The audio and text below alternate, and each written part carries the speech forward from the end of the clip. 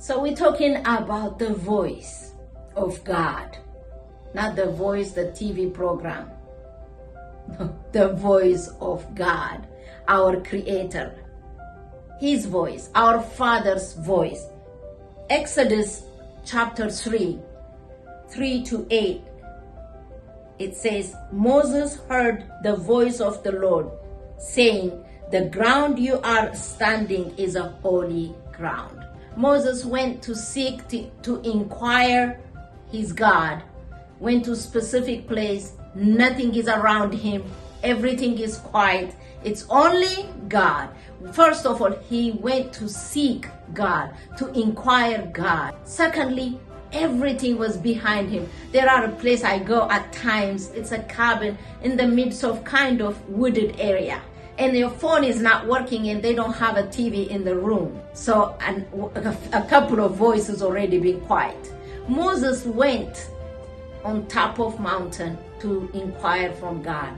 And God spoke, and Moses heard his voice saying, Moses, Moses, take your shoes off, because the ground you are standing right now, where I came, is a holy ground. He heard his voice. In Acts chapter 9, verse 3-5, Paul heard the voice of the Lord for the first time.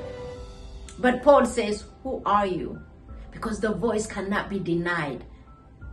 So Paul was on the journey with assignment to harm, to afflict the church on the road of Damascus.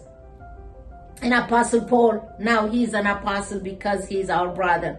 He heard the voice of the Lord saying, why are you persecuting me? He never heard that voice before, but he heard the voice and says, who are you? God speaks and you can hear it. You will not miss it. Even at times when you are in the middle of crowd, you still can hear. At one point, I remember it's around 25 years ago, 1998, in October, I was in Barcelona, and for some reason, I never seen this many people are walking. It's a big city, and it's a European Mediterranean area. And when the job is done, like around 5 o'clock, I will either take a train to go to the church or coming back.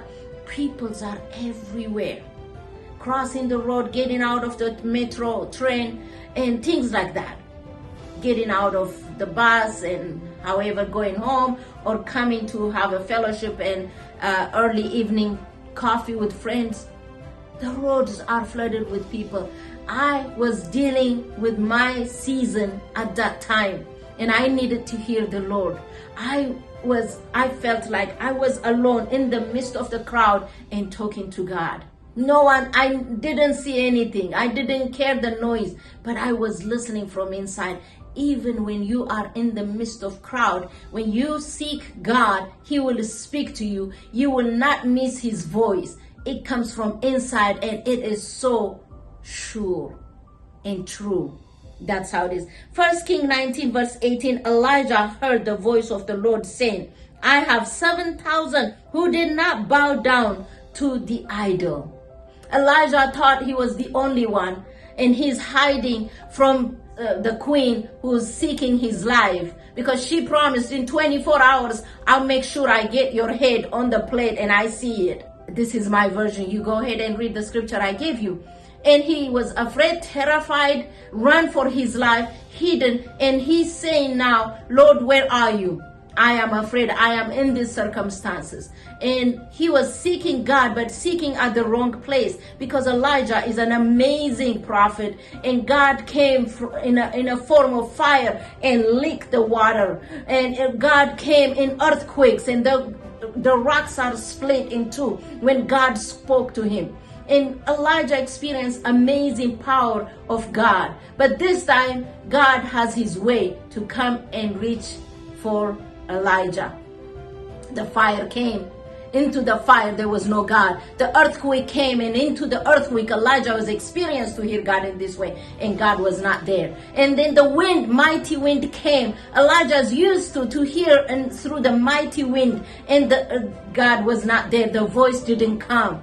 But God chose in a way how He comes to our life. We cannot tell him, come and speak to me in this way. Today I'm reading my Bible. Come and speak to me in this way. No, he is God. He is Lord. He is mighty. He makes his own way in what way to come and touch our life. But make sure you will hear his voice, and you will.